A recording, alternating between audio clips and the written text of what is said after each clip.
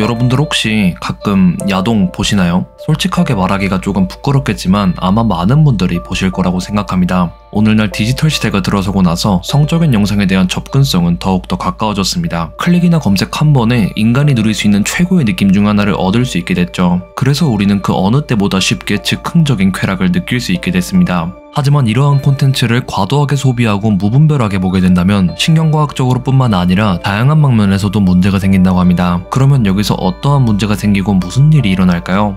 그래서 오늘은 작가이자 교육가 마리아 알린이 이야기하는 포르노에 관한 이야기를 소개해드리려고 합니다. 좋은 내용들이 많으니 꼭 끝까지 들어보시길 바랍니다. To me, porn is a drug. These words belong to Alex, a porn-consuming young man, which I interviewed for my co-author book on how porn affects our health.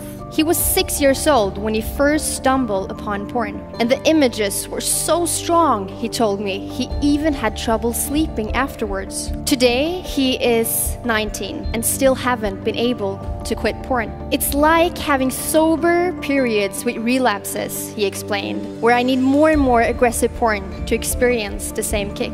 Would you think about this? My favorite sitcom of all times is Friends. In one of the episodes, the two characters, Joey and Chandler, had, by mistake, may I add, gotten free cable TV access to porn. Oh, happy day, right? I mean, they were so happy, they did everything in their power to keep that TV on. And that kind of made me think, what was it about porn back then that made Joey and Chandler want to keep their TV showing porn on? And what is it about today's mainstream porn that is just so important we talk about? To many nowadays, porn is the #1 teacher on sex education. And if that's the case, it's only fair that we ask ourselves, what curriculum does this teacher use? In 2012, Natalie Purcell, who's a PhD in sociology from the University of California, did a content analysis where she looked at over 100 of the roughly 250 most popular and best-selling porn movies. She found aggressive, abusive, and coercive acts in almost every single movie. The analysis also showed how porn, ever since the 70s, has become increasingly more aggressive and humiliating. And by the end of the time period that was analyzed, which was the 2000s, acts like ATM, gagging, double penetration, and even choking were included in almost every single movie. Now, ATM is not the money machine, meaning that the penis first enters the anus and then it goes directly into the mouth. And gagging is an act where the penis goes so far down the throat that basically your gag reflexes will start to kick in. It wasn't until the 2000s when these acts were heavily introduced in mainstream porn. 20 years before that, it was basically unheard of. In another interesting study, this one going back to as early as 2005 by Anna Bridgetts and Associates, looked at a random sample of 50 out of the 275 best-selling, most rented US porn movies from the time period of December 2004 to June 2005. Then, out of these 50 movies, they then randomly selected 304 scenes and analyzed them. And here's what they found. About 9 out of 10 scenes contained physical aggression. Now, physical aggression was defined primarily as gagging, slapping, and even hair pulling, among other things. Also, about 5 out of 10 scenes contained verbal aggression, which then primarily was defined as name-calling, where the most common names that were used were bitch and slut. Most of the people that were exposed to this aggression were women. And what was their typical response to this aggression, you think? Almost everyone reacted either positive or neutral, almost never negative. Let's apply this to everyday life, shall we? Let's say I'd given you a gentle stroke on the cheek. I'd probably see a smile on your face. Had I instead slapped you, you would perhaps not be as happy with me, I would assume. In porn, the typical response to aggression is precisely the opposite of what you would otherwise expect in real life. In real life, you will be mad at me for slapping you, but in porn, either you remain neutral or you even groan and ask for more. we just have to stop here for a second and consider the message that this is sending. What pressure, what norms, what standards is created from this? I've educated on this issue for about 10 years now. I met with kids from the ages of 5 and 6 whom stumble upon pornography, and I met with young girls comparing themselves to the very often extreme standards set by porn, thinking they aren't good enough, not pretty enough, not sexy enough. I met with teenagers who compulsively consume pornography on a regular basis, doing everything in their power to quit, often unsuccessfully. And I met with guys so eager to please and so eager to perform just like they do in porn. And when they aren't getting the typical porn response from their partner in bed, a lot of them blame themselves for not being able to perform sexually.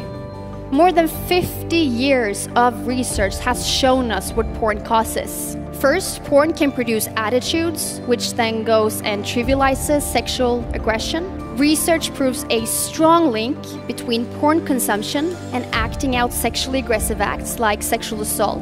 And here's the thing, even porn that's non-aggressive can have these effects on our attitudes due to the fact that whenever a person in porn is being dehumanized, that's when the change in attitudes is happening. This is actually what porn can do to us. Now, not all, of course, who consume pornography will go out and sexually assault someone. That's like not what we're saying here.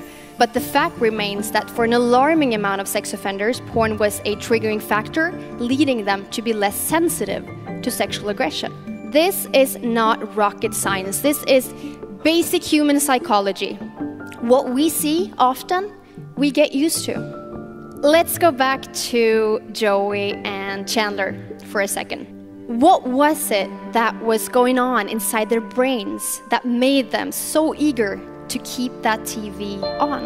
Neuroscientists have found that pornography hijacks the reward pathway in the brain and can become a compulsive behavior with addictive qualities. In 2014, Dr. Valerie Voon, and I think this must be stated for the record, she's a global authority on addiction, and also the leading researcher in the neuroscience department at the University of Cambridge.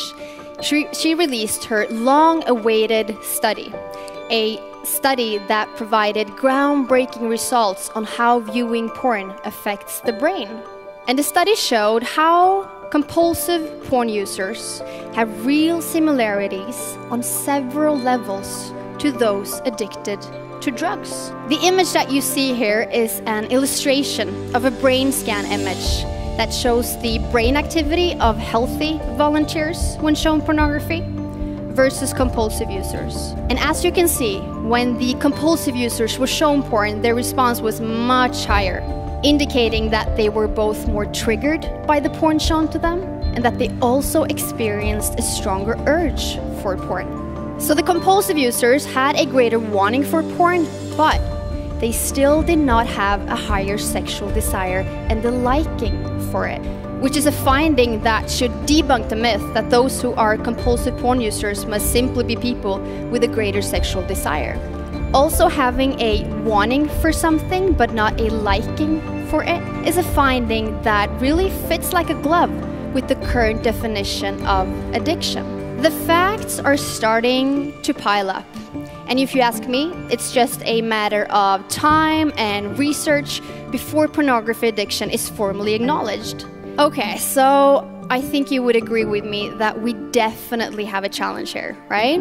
I mean, we have 24/7 unlimited access to physically, verbally aggressive material that clearly has an impact on our attitudes, relationships, sexuality, intimacy, possibly even causing addiction. Therefore, we need to act now. We need to act quickly if we want to change this. I mean, I really think it's so important that we talk porn. With education as one of our main strategies, we're going to start the conversation about porn. We are going to talk to our students, kids, colleagues, teachers, family members, neighbors, whoever wants to listen to us. We must include a critical discussion about porn in schools, in workplaces, in locker rooms, at home, just like we disrupted the idea that smoking was just a harmless and a social thing to do. And just like we're teaching critical thinking about media and advertisement, we are going to disrupt old ideas and beliefs about porn and start teaching critical thinking about it. I believe that by teaching a critical thinking, a critical mindset to this, we're off to a pretty good start. Would you think about this?